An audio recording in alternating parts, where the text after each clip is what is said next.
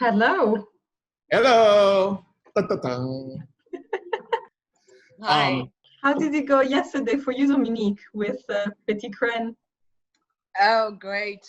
We kind of reopened Petit in a different way, and it's every day is a new day. Yes, my It God, these doesn't matter. days.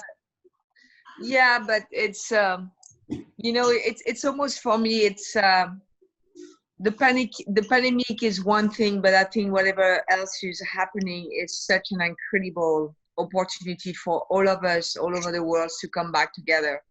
Absolutely. These things is not new. I mean, as women, we feel it. LGBT people, we feel it. Transgender feel it. Like, there is so many inequality for so many years, so many centuries. Yeah. Enough is enough. I'm sick and tired of it. I've been fighting with it, for the last 30 years in my industry, as a woman, as a human, for everyone. And I'm like, suddenly people just realize, oh, maybe we should join the movement. Like, the movement has started a long time ago. Yeah. It started when colonialism, and when the first slave African came in 1619 in the United States. It's so much deep here. United States is based on that, on the work of hard work of those incredible people. That's how United States made money.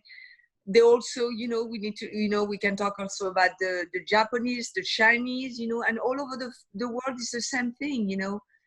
I'm sorry, but white privilege is been all over the world. I feel it.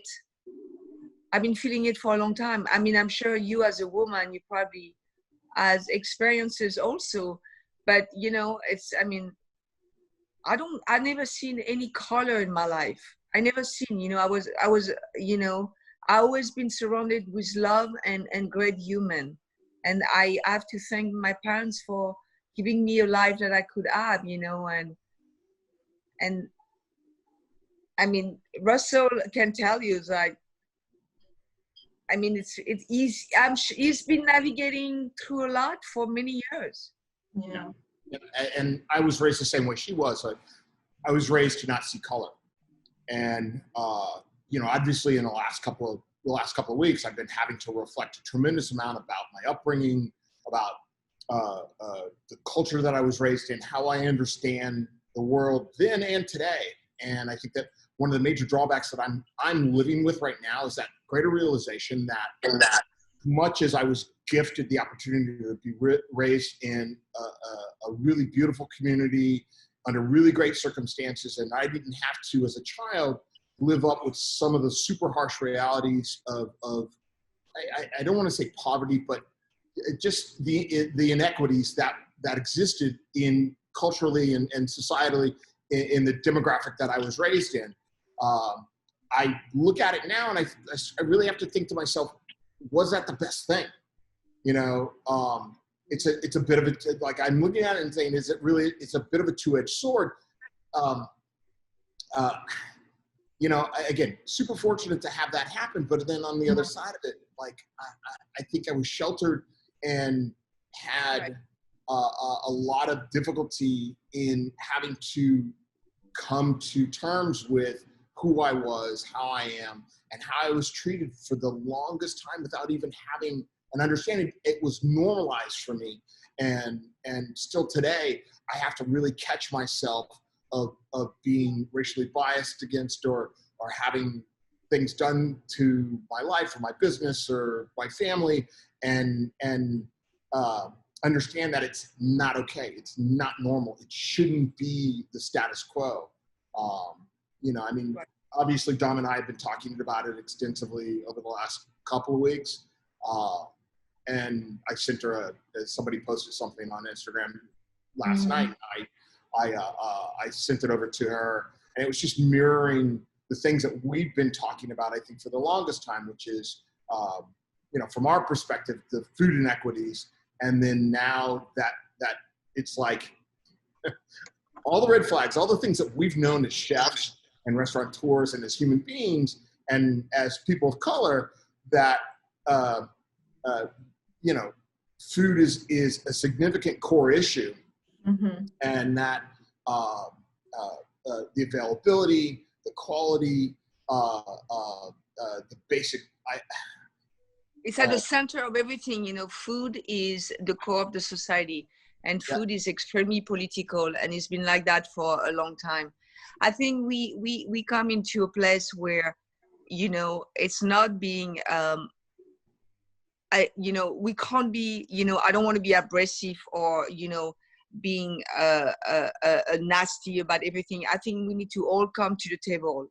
Doesn't matter who you are.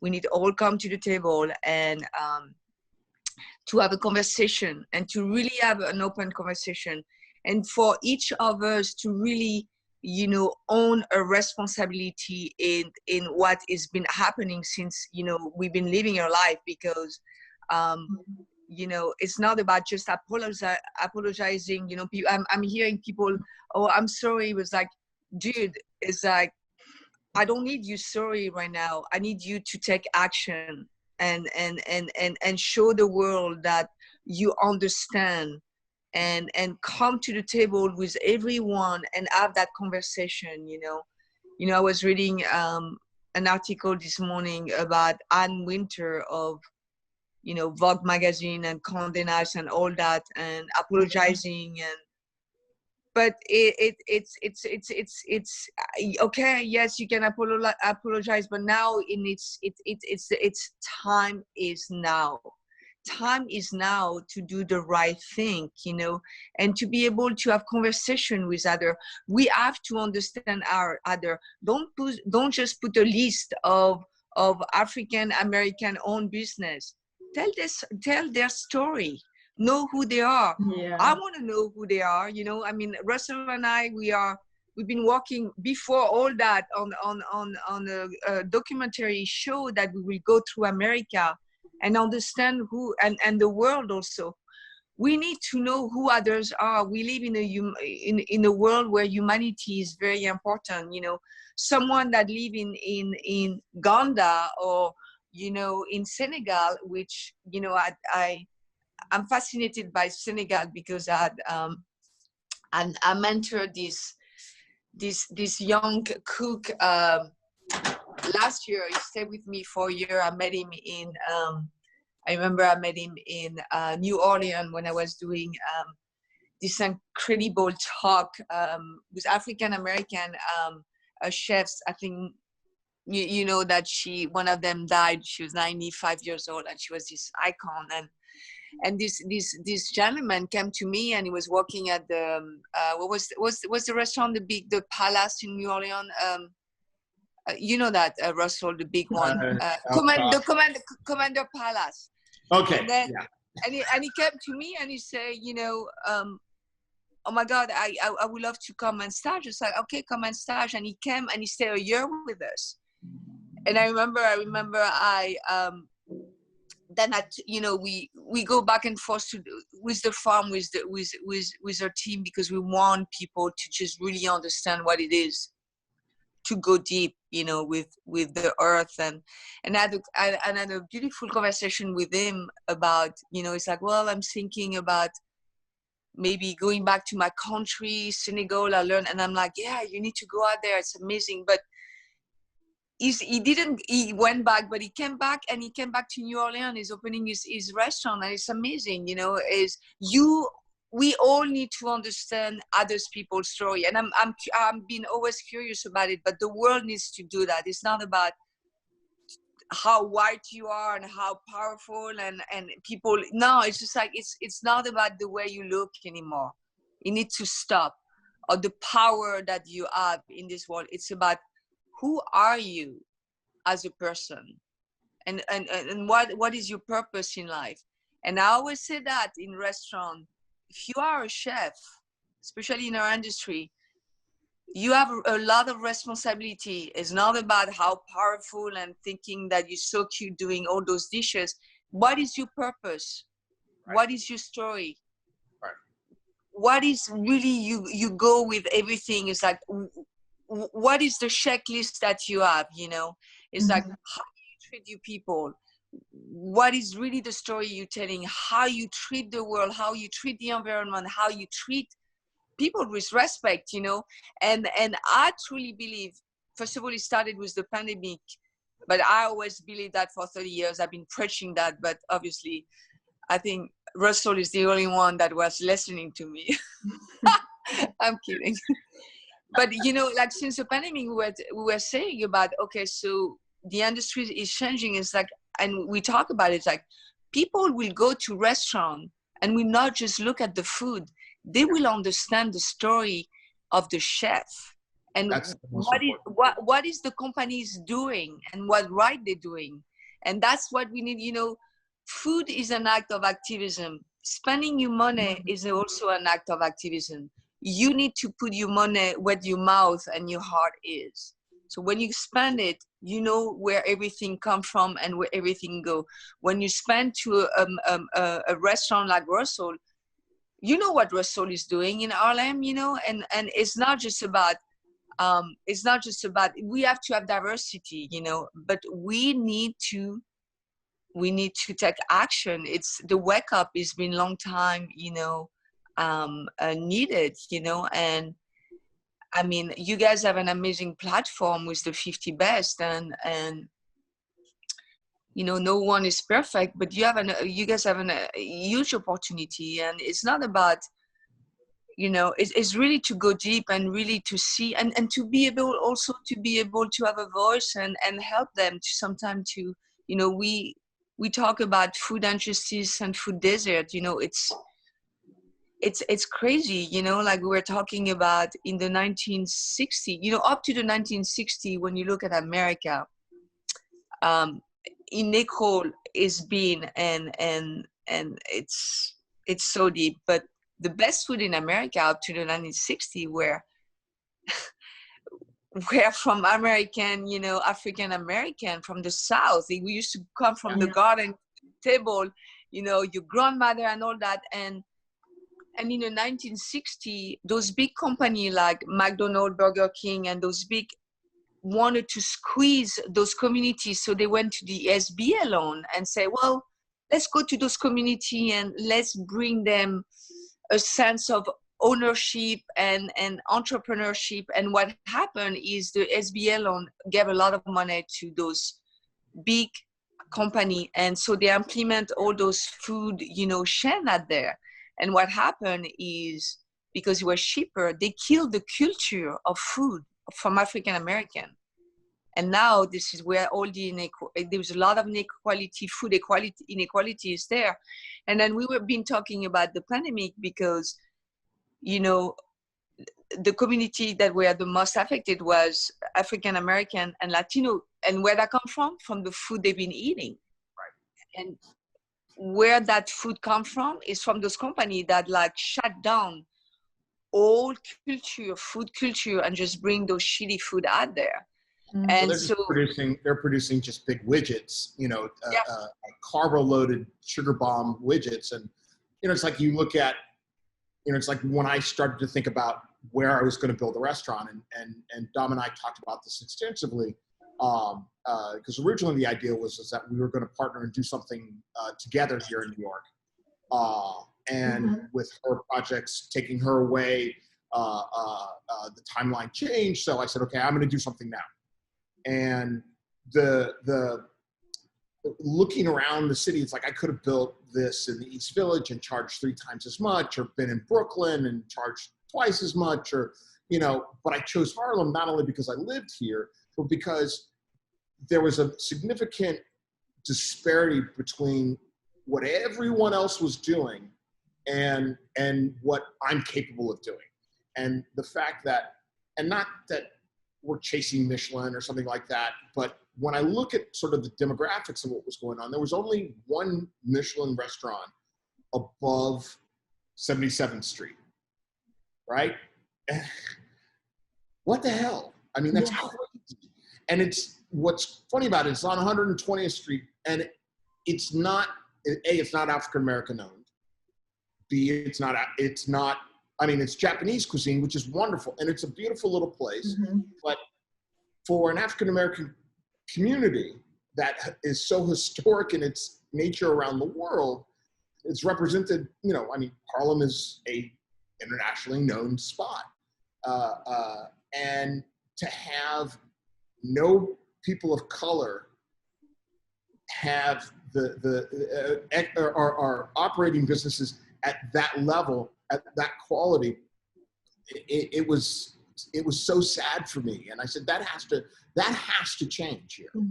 That has to change here. And I mean, I'll you know, like, and not in a disrespectful way, but like Marcus Samuelson came here, you know, from another part of the city and started to do something very interesting and culturally driven, and try to create a communal center around 125th Street. And I think that he's accomplished that. But in the end, he's making burgers and fries. And you know, for me as an African-American who cooks, there's, you know, it's like we cook more than fried chicken and burgers and fries. Right. You know? And I think Russell, that comes to the conversation that we have is, you know, food is universal, and to you know, the problem is people have been discriminated against, you know, the way they cook also. You know, a cook is a cook, okay? Right. And you know, you African American, you Moroccan, you French, whatever. If you really a cook, you're gonna cook in a way that is very personal. And for someone saying that, well, you know, Russell, you know, you're really not cooking African American food. It's like, what does it mean? He's a chef and he's bringing, you know, he's working with a lot of urban farmers out there. He brought his community, you know, he's working with a lot of non-profit, and his food is like fresh, you know, fresh food to the table. So he's trying to bring, you know, also quality food, you know. So that's also something that we, you know, it's like saying to an Indian, you know, and then it's cooking the food that he wanted to cook, and it's not really the Indian food. It's like, well, why are you cooking this food? It's like, who are you to tell him that he can't cook that food? Or for a Japanese person that want to cook French cooking, why not? You know, is, you know, that nobody say anything about this, but people say things about other people cooking, not the food that where the soup was coming from. So you can see the inequality right there. You know, I'm French. I don't cook French food. And what's French food is about? French food, you know, it's like I cook what I feel. You know, I'm in California, but of course this is my culture and this is where I come from. So you can see a little bit of this, but it's a freedom. It's like painting, you know, you can paint in anywhere you want. It's art. Do not put, you know, some restriction on people cooking and the way they're cooking. So there's a lot of inequality here, and the way that that we can evolve, and we have to understand the freedom of being us, and not having the media to punch us in the face because it's not the stereotype that they think that it should be. We don't fit in a category or box. Right. And I remember when I told you, you know, like, I remember we had that discussion. I'm going back to me, but it's not about me right now. But, you know, when I opened Atelier Crenn, some journalists came to me and they said, why are you opening a fine dining restaurant where you should be cooking rustic food? And I'm like, what? So, I mean, Russell as, you know, and I admire him because right now he's, you know, congratulations on your interview on CNN, because you were walking really a fine line where, and I admire you for that, because you were standing your ground, but you were not trashing anyone. And that's what we need to do. We can't trash anyone right now. It's not about trashing other. We can call out people, but in calling out people, we want them to come to the table and really have that conversation. I don't know everything. I want to keep, I've been, obviously I've been, looking at this, with Russell for a long time because we've been working on 2 projects, but we need more than that. We need more than that. We need, don't hire someone that is African American or is Black because you think is the right thing to do. Hire them because you know that they're gonna do a great job and they have an amazing voice. Also, I always believe that the way that the world needs to evolve is with diversity. Mm-hmm. Different voices bring amazing ideas. Always that. And let's not be silent and complicit anymore. And let's not, when someone really bring up something that maybe matters, let's pay attention to that and maybe listen a little bit more and come to the conversation, And I mean, Russell is not just out there he's not out there saying, hey, I'm African American, look at me. It's like, he's been doing the work for how many years now? 30. I think this is my 38th year of professional. I know you're a new daddy, so I didn't want to say your age. I'll be 57 in a few weeks. I'll be 57 years old in a few weeks with a 2-year-old or with a 1.5-year-old. Yeah. So and a 1-year-old restaurant. Lots of babies from different types. So I think. I mean, I just say I agree with everything that Dom's saying. And I think that, again, so many people have missed the boat. And I think that we've allowed people to whitewash and to numb us to so much. The fact that we don't talk, history isn't taught. Basic home ec isn't taught anymore. Mm-hmm. People don't understand where their food comes from, who invented it, how it got, it's like I talk all the time about Rufus Estes, who was the first African-American cookbook writer. And when you open that cookbook up, it's not fried chicken and watermelon and, it is a French cookbook. Mm-hmm. And it's what's interesting about it, the fact that it was written in the late 1800s is the fact that he traveled along the East Coast and utilized local ingredients with French technique to create his food. And you read his recipe for peanut for peanut soup, and again, peanuts. George Washington Carver, a Black man, it reads like potato leek soup, right? So again, there's so much history, such a rich history, and I mean, even as an African American, these are things that I was never taught. I mean, I was taught about George Washington Carver in the 60s because tomatoes, peanuts, the list of things that he invented and discovered.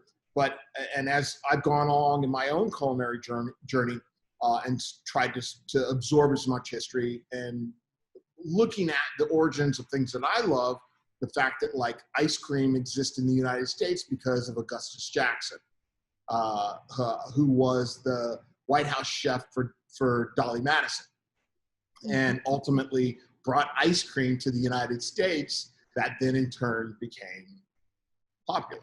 So, again, there's all of these layers of pieces of information, and I hate to say that Lena, the chef that first passed away.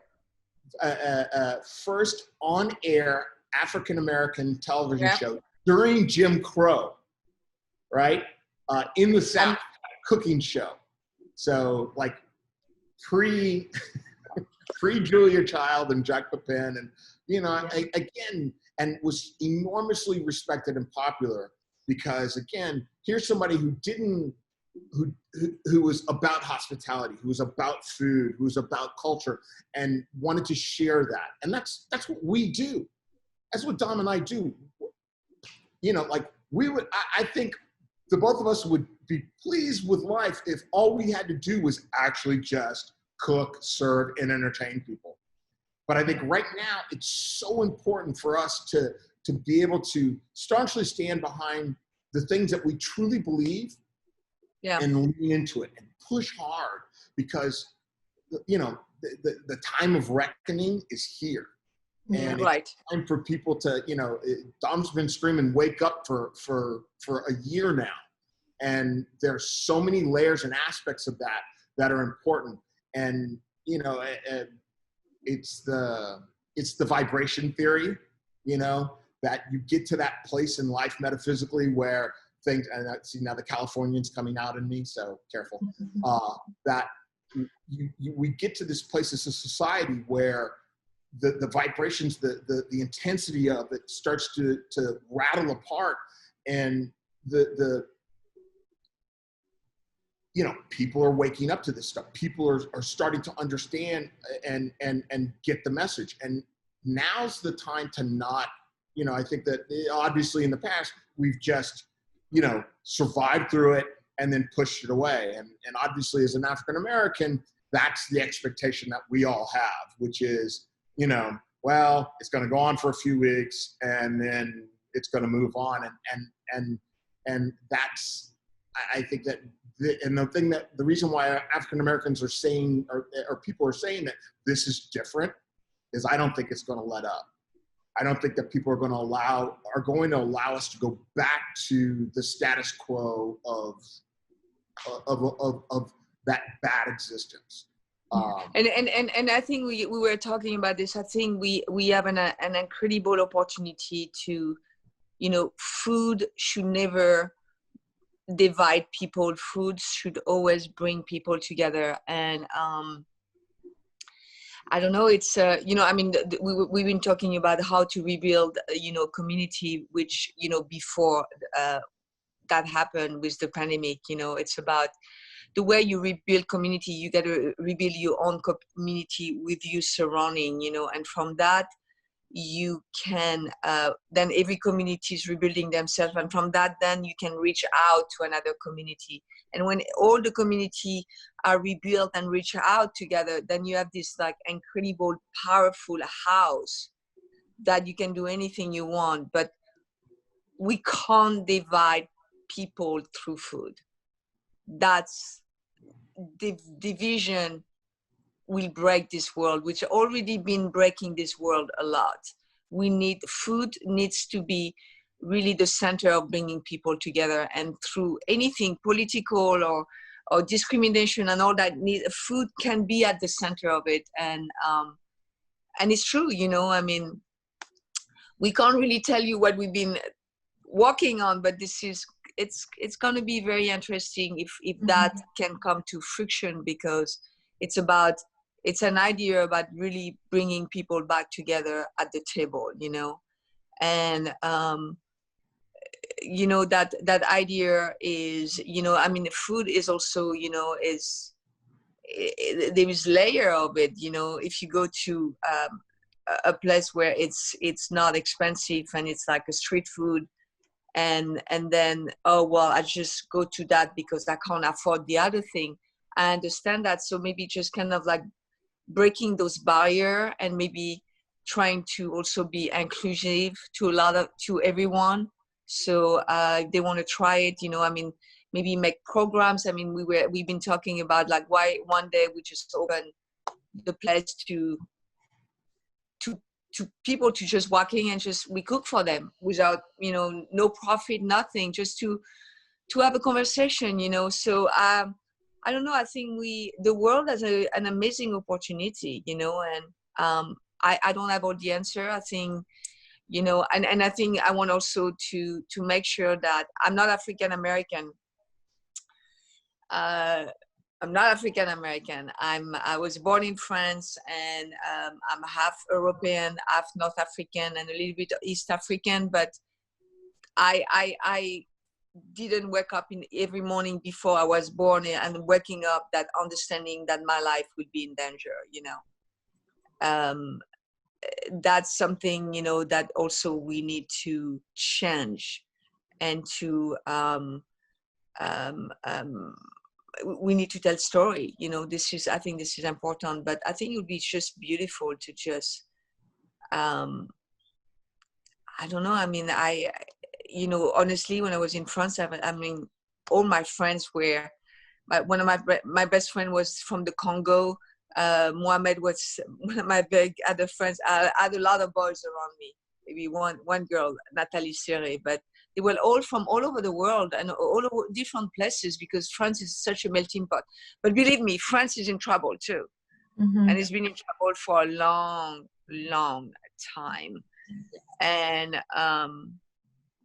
you know, I think it's about, first of all, we need to know the history. I think there is a lot of things. And I think maybe like even in the food world, you know, if there is a restaurant out there, it's not just about the chef. Let's tell about the history, about the country, and really go deep inside, you know, and maybe also show things that are not always pretty. Yeah. You know, journalism should never be about making a story beautiful.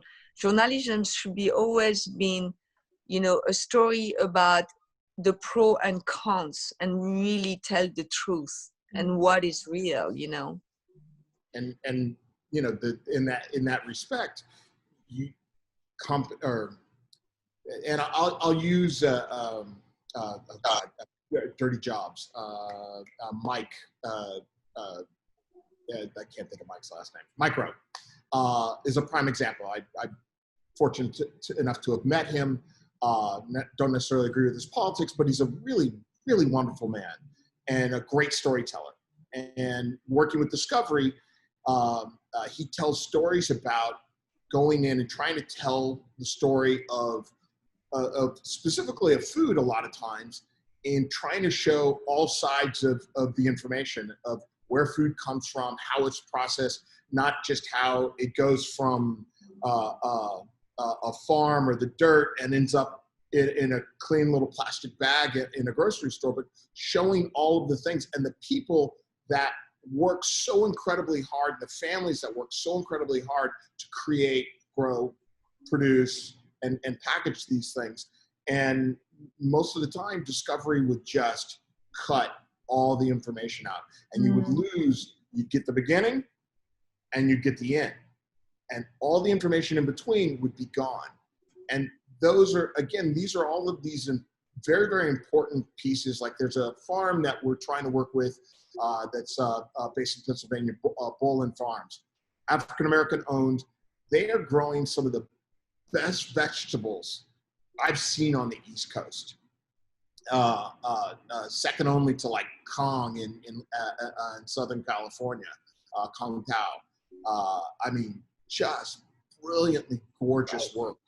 And you know, this is a small family farm that's, you know, and that has grown and knows farming and has this incredible story to tell. And the fact that they've been doing this in their family for years, and you know, and not growing the prototypical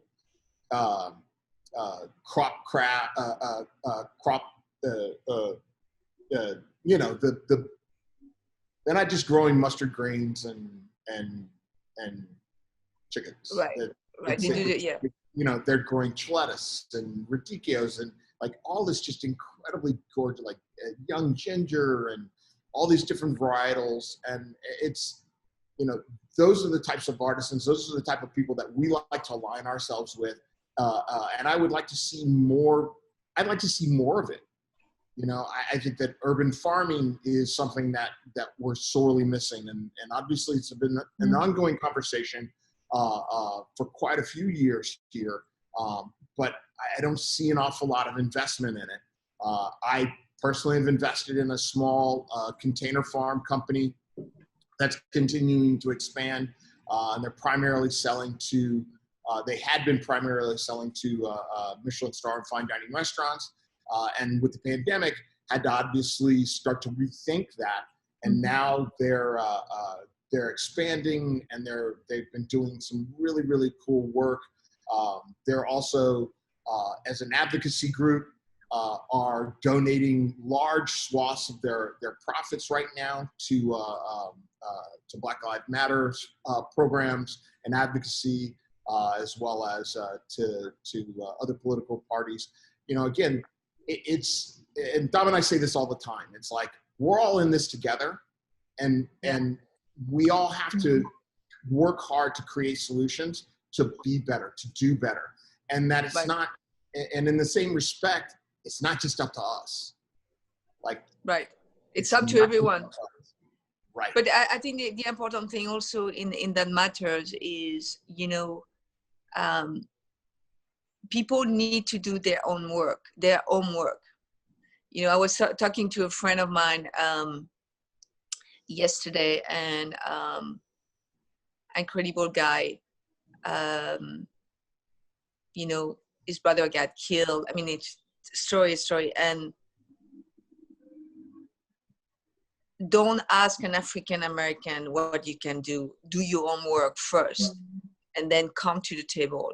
Because I think they don't want to keep answering those questions. They want, there's a lot of work, and there's a lot of books, and there's a lot of information out there. I think we all need to do our own work and really to understand the core of this. And I think what's happening also, you know, when you give visibility and you show the goodness of any type, you know, any type of country or whatever, when you see that, people can see diversity and can relate to that, you know, those young, you know, African American, those young boys and girls, they don't have anyone to look up to. You know, every time you see a movie on TV, it's like they're the bad guys, you know, that's not right, you know. And it's just like we need to bring positivity. So, you know, food is a weapon, but you can use it in two ways. I will think you need to use it in a very positive way. It can change a lot of things, but it's also awareness, but we need to do the work, you know. And I was aware about a lot of those issues we're talking, and I think I always turn my eyes away from it because I thought it was going to pass and somebody else was going to be taking care of it. And what we have to realize that, you know, we have to take care of the others and never turn away from someone that is in difficulty. I think with the pandemic, why the industry came together, because we are at the service of people and there is no discrimination. It's about feeding people and making sure the others is okay. It doesn't matter where you come from. If you're a homeless person, or if you in an unprivileged area, or if you are in a domestic violence, or if you're a medical worker, it's like we had to go out there. And we were also the first industry getting the most beat up, you know, by this pandemic. But we knew that our job was to bring food to the others.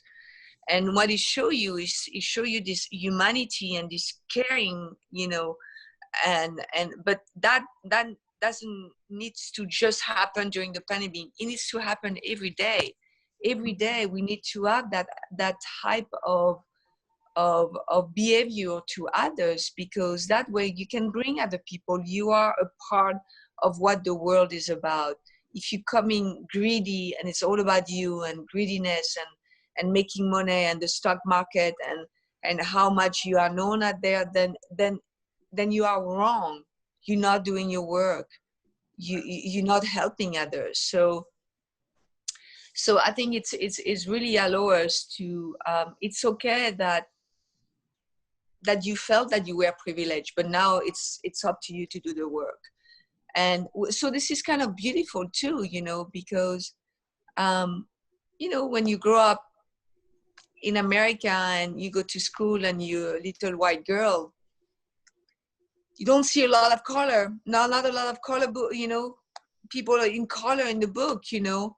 It's difficult, you know. I mean, I have two girls and there's one that is here, and when you know, Catherine, my ex-partner, when they were born, we were like, okay, you know, we very much about history and all that, and we had a hard time to find the right books. Mm-hmm. We did. It was crazy. Yeah. And we had a hard time also to find also time for TV, to find things that they just can relate to, but seeing also something that maybe that might be different, but can be integrated also in their life. Right. That, you know, it's like, doesn't matter if the color is like, oh yes, she's my friend. You know, like it was so hard for us to like find, you know, that you know, history and to be able to bring those girls who they are today. And it's telling you there's so much work we have done. There's like, where are those books, you know? So it's I don't know, it's kind of interesting. Like, you know, this is what Olivia has been reading for many years. Mm-hmm. Amazing. That's awesome. All right. That's awesome. And then this is also what she's reading. Oh, that's awesome. These books are great. Awesome. Those books are so amazing. I mean, it's everything. And then there's a book about, you know, becoming a fly, you know, an aviator. You know, like there was a lot of but it was not easy to find those. Yeah. And I'm like, what's going on? Yeah. But so I think you know, I'm also need to do a lot of work. So, and I keep, you know, I've been always curious, and I always know that my work is much more than that I've been doing. So, you know, I think the idea is really to have a conversation, and everybody needs to come to the table. And if you think that you've been living kind of a white privilege, just say it.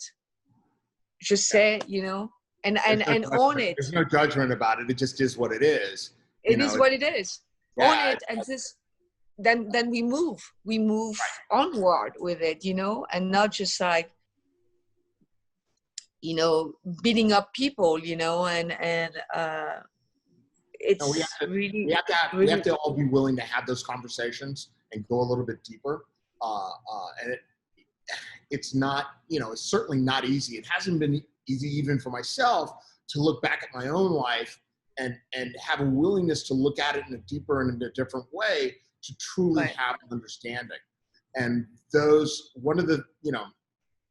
think one of the most cathartic, difficult things that I came to a realization about being here in Harlem. And, you know, I grew up in Southern California in a relatively affluent, an affluent white neighborhood. Originally, when I was born, we lived in Ladera Heights, which was upper middle class African American community. Now it's a fairly diverse community. And then when my dad started to kind of really make it as a physician, we ended up moving to the Palisades, right on the ocean, big house. You know, we were one of three African American families for miles, that was, you know, and I grew up on the west side of Los Angeles. So my life was, you know, I went to private schools. My life was very, very different. Growing up in that, those are my cousins and some of my other brothers and sisters that I have now. And all the restaurants that I have built were in either the west side of Los Angeles or in San Francisco, in one of the whitest neighborhoods of all of San Francisco. So for me to open a place here. Yes, he was. For me to build a place here was not just important from the standpoint of being able to do what I do for the community. And what I realized was that the community needed me, but more so, and this is the tough part that always kind of chokes me up, is the fact that I needed it more. That I need this community more right now. And that my hope is that the community will accept who I am and what I do and what I can do for it. And I know I'm not the only one, you know. I hope, and again, our job is to be of service. Our job is to help people to be happy, healthy, and walk with a soulful intent. You know, it's like it's when you come into our restaurants and you dine, it's not just about, you know, let me eat this block of protein and starch and carbohydrate and, you know, fuel myself. It's not about that. It's really about not only the connection of the stories and the information about the ideas of the food, but and it's not the NPR style of, well, this asparagus was grown on the right side of a hill and listen to chamber music while it was being harvested by nymphs, and you know, it's not about that. It really is about the core philosophy of, and again, I'll bring this right back to what Dom was saying, is coming back to the table, having a communal experience in a way that reconnects people, not just to the food and to the stories and the information, but to each other, so that they can have a deeper experience to be able to be open to be loving, you know, like you and also to be authentic, you know. Yeah, you to be authentic and you can't leave this type of experience and go out and kick somebody's shit. You're going to leave here and you're going to pay it forward, even if you don't recognize it. Right. Well, you know, it's interesting. It's like it was not in the food industry, but it was, you know, it's also Pride Month, you know, it's like, you know, LGBT, like right now. And I was listening to this story about this woman this anchor in Minnesota. I think it's in Minnesota or Michigan, you know, she's been gay all her life, but she needed to fit in the stereotype of how white people wanted her to look like, her hair down, and like she needed to look, you know, the same way with, you know, we need to look, you know, in our industry, we need to look at sometime a certain way. We have to have a certain way of service of food. That no, you need to be authentic. And then the liberation and the freedom that she had when she realized that she needed to be herself and to be who she was in front of people, and not, and what she realized, she didn't really get any black flash. She's like, wow, look, she had short hair, she's dressing like this, it's okay, she's her.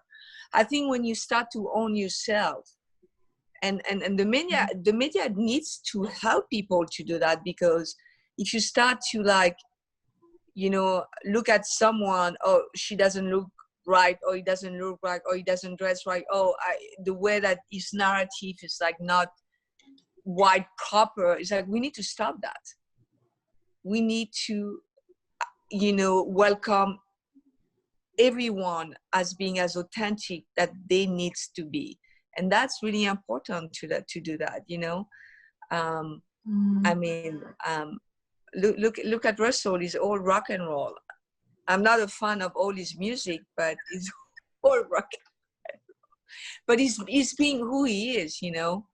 I'm really who I am. I remember, like, someone reminded me that I had to do, it was in 2009, Red Book magazine asked me to do, no, it was the Red Book or Elle magazine. I don't remember. It was one of those magazine when I was opening Atelier Crenn.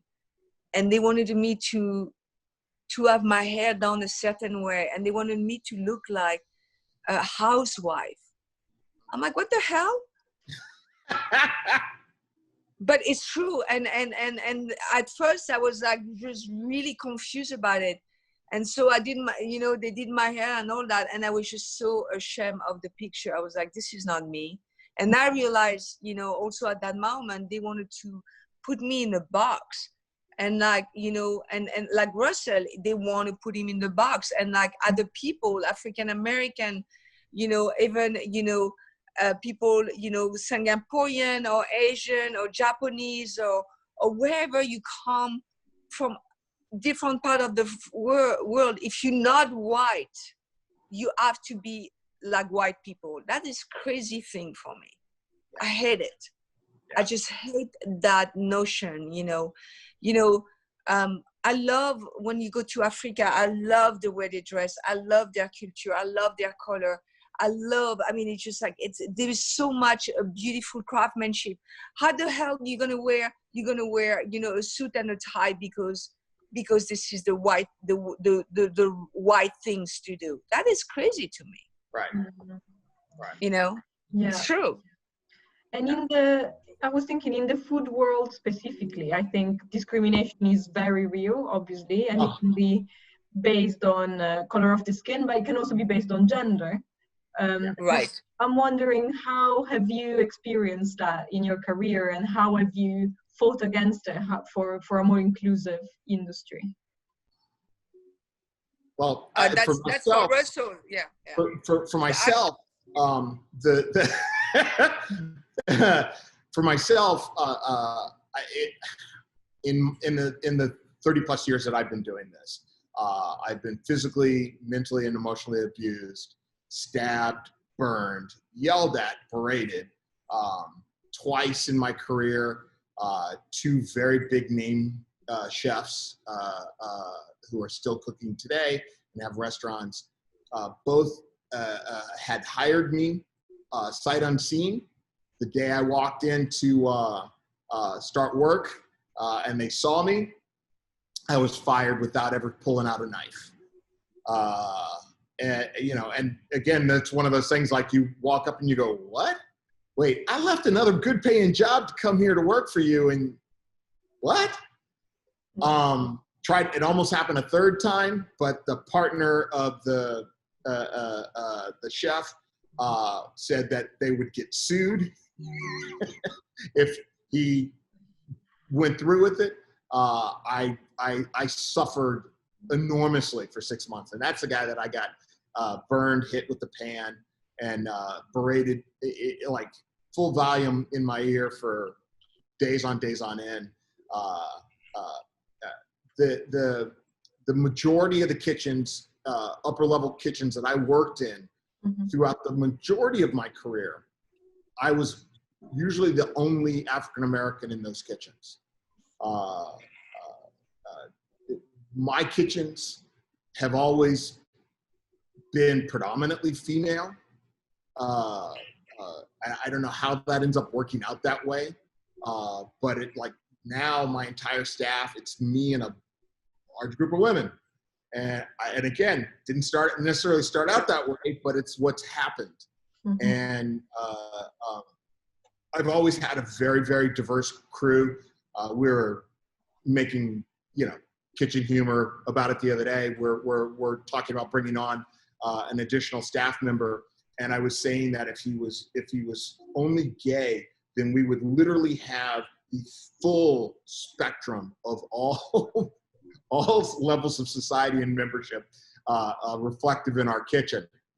So we've all been joking about who was going to become gay so that we could check all the boxes. But I'm proud of I'm proud of the fact that we have a very inclusive kitchen. I know that in spending time in Dom's kitchens, that her kitchens have been the same way. I think it's imperative, as she's said, that we have a multitude of voices and backgrounds. It's like, I lead the kitchen, I create the food, but I lean on them so much to help to make this experience and this food better.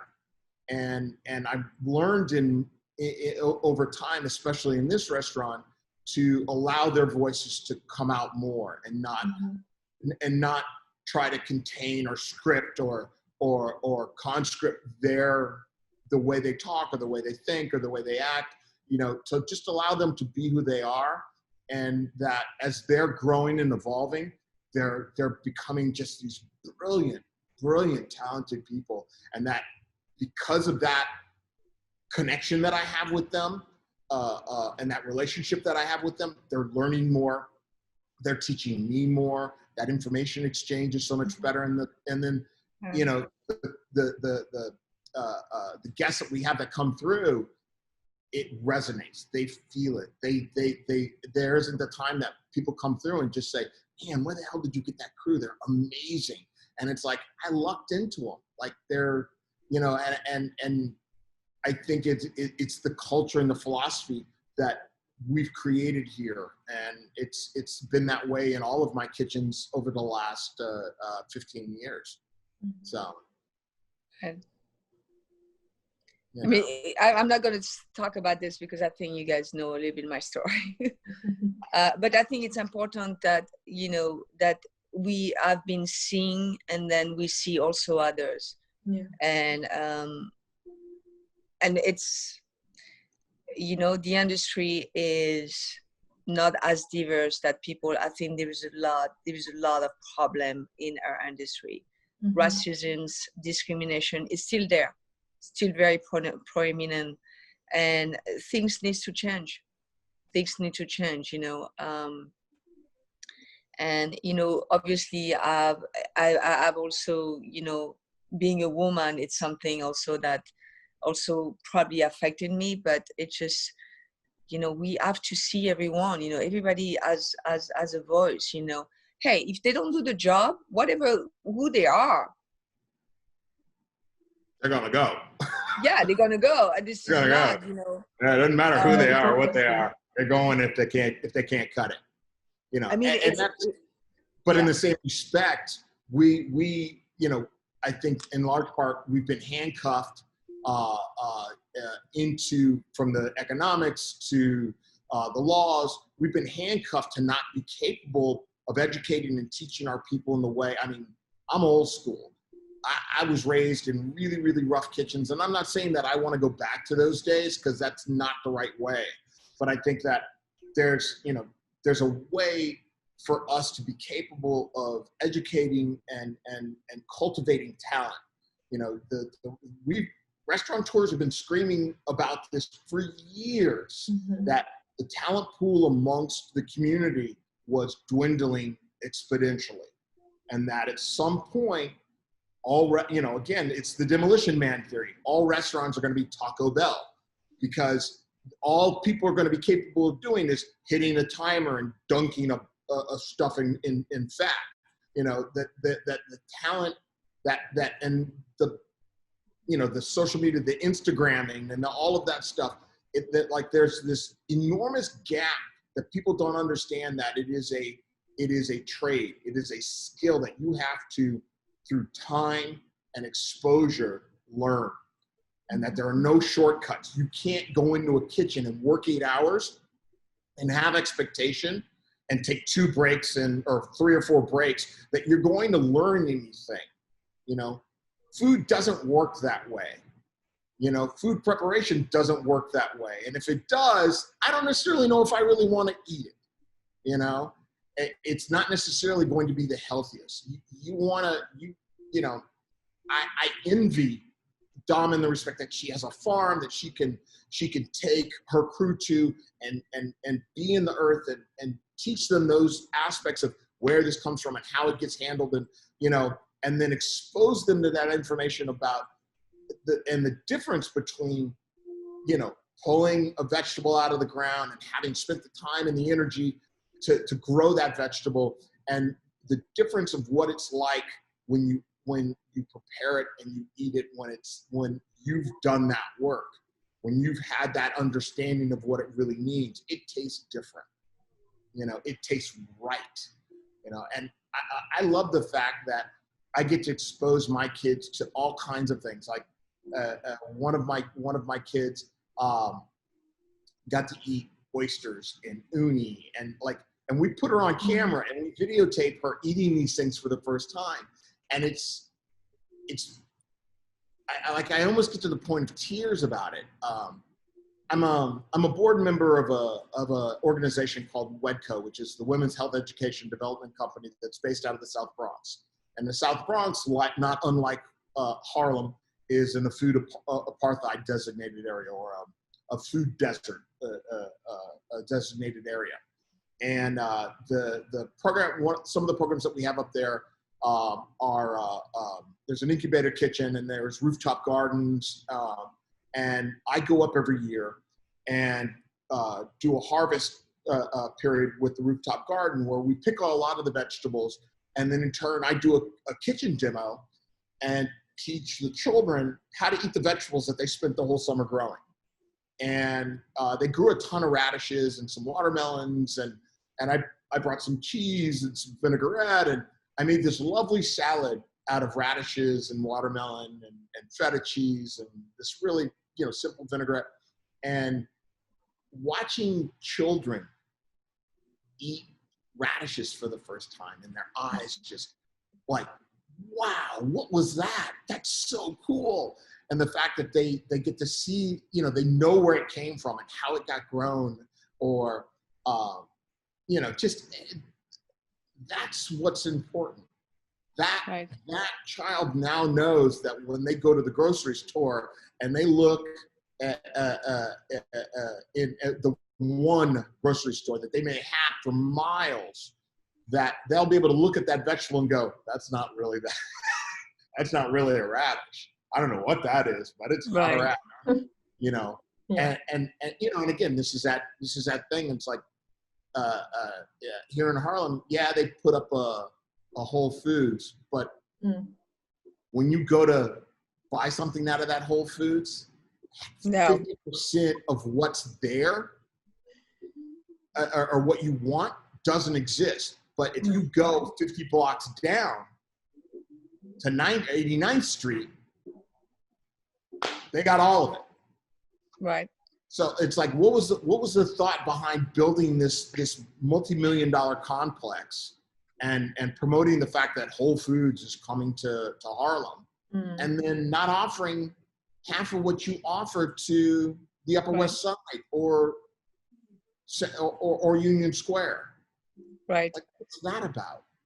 And it's not, but yet they'll fill their lobby full of beer manufacturers and crap cookie makers to dole out that crap to sell to people, versus having somebody come in and try to explain to them that this fish is of high quality and this is the reason why you should eat it.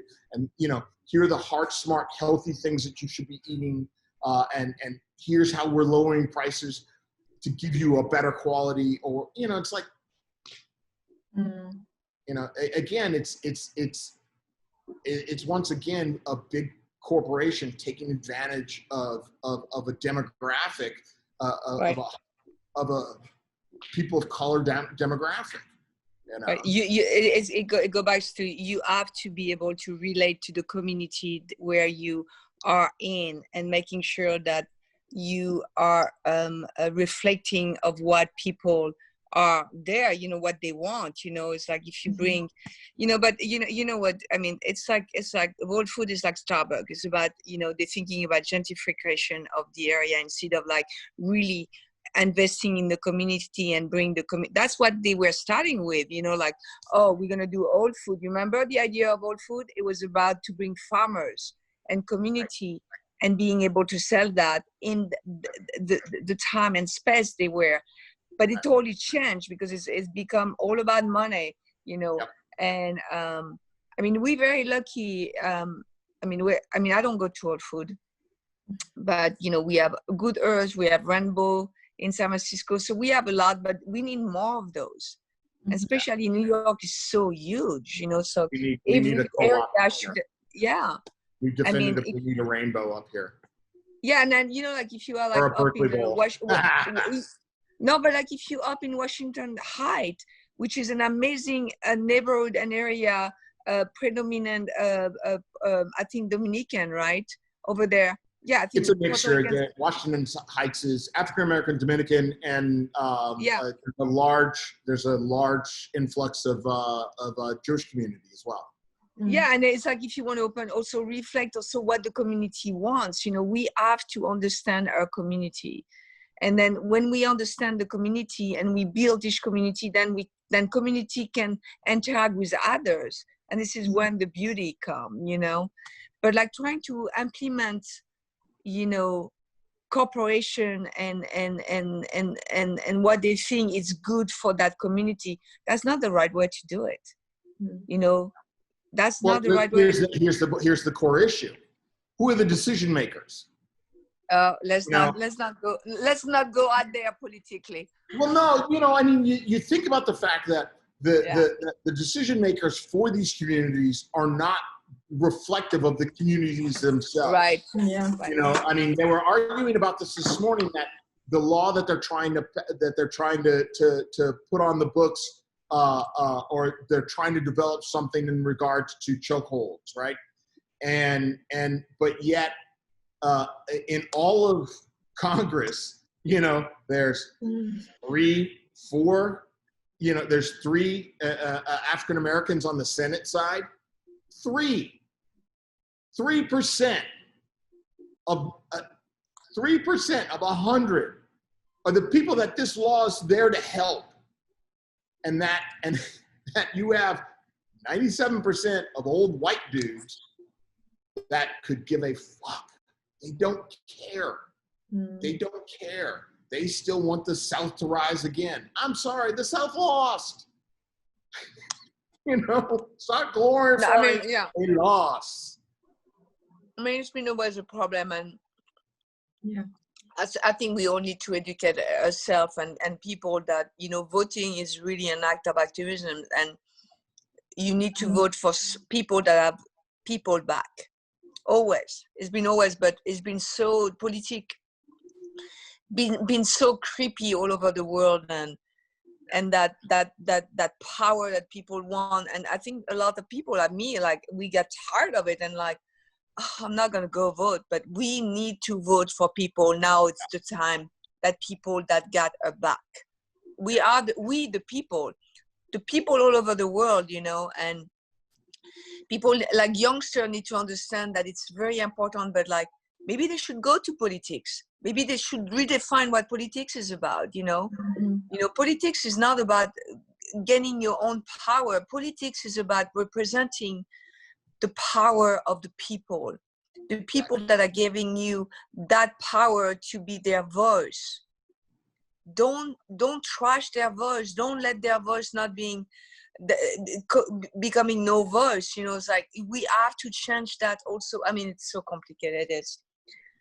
I think I'm going to go to politics. I think my dad was a politician, so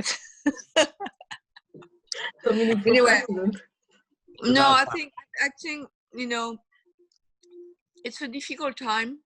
It's a time of reflection. It's a time also to take our own responsibility and understand that we also were a part of the problem, and then move forward, onward. Let's come together and see what is the next and the future look like. Not the future in 20 years. The future is now. We need to make changes right now. But they need to be thought out also. You need to understand why you're making those changes and really own it and really doing your work. And you know what? It's not going to be easy. It's going to be a hard conversation. It's not going to be easy. And it's going to be painful, you know. I mean, and mental health also is very important to understand, you know. And we have to look at that too, you know. We've been beat up for a long time. They've been beat up for a long time, as women also. But the pandemic also beat up a lot of people. You know, there's a lot of, so let's think about, you know, it needs to be thoughtful and conscious and kind. And I don't think we should be afraid of calling people out, but we can call them out to hopefully bring them to the conversation, the table, you know. And I think that's important, you know. And I think that we need to be very, and in that, I think that as we're thinking about all of this and we're starting to really make determinations about how to proceed forward, I think that we need to have very, very specific ask, very, very specific ideas about, you know, what needs to change, how things need to start to be. I know that for myself, you know, I have a handful of things that I'm not just standing up and saying, you know, the pointing out the wrongs. You know, I think that that's obvious and evident, and I don't think that it's my place to. And going back to the aspect of whites asking, well, what can we do? That's not for me to answer. You know, that's or to educate. I think that the history and the information's there, but I think that for people of color, and I think for us as restaurateurs and for employers to very clearly state within the industry and for our people, here are the things that definitively need to change. And I think representation, diversity in kitchens, representation within those kitchens, I think is very, very important. I think that first and foremost, we need to talk about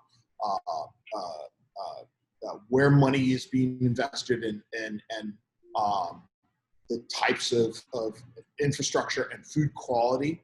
I think that we need to start to get away from these large corporations that are pumping out garbage. And again, you know, I mean, realistically, like we need to start to get back down to the staunch reality of making people healthy again. You know, this country is fraught with, you know, like we're constantly talking about healthcare, and it's become excessively evident with the pandemic that, you know, people of color and are at a higher risk, and this is one of those really, really easy things that could have been and should be prevented. And it's one of those things that we can immediately, with very little money, change. Right. You know, and have enormous impact. You know, again, we don't, somebody was saying somebody said the other day, it's like we don't have a health care system. We have oh God, never mind. We have a triage system where we're just sorting bodies from one box to another of illness, and then dumping tons of medication on top of them. You know, and again, I come from a medical family. I believe in Western medicine. I believe in Eastern medicine, but I also believe and know that at its core, food is the defining factor for health and wellness and mental stability. You know? Right.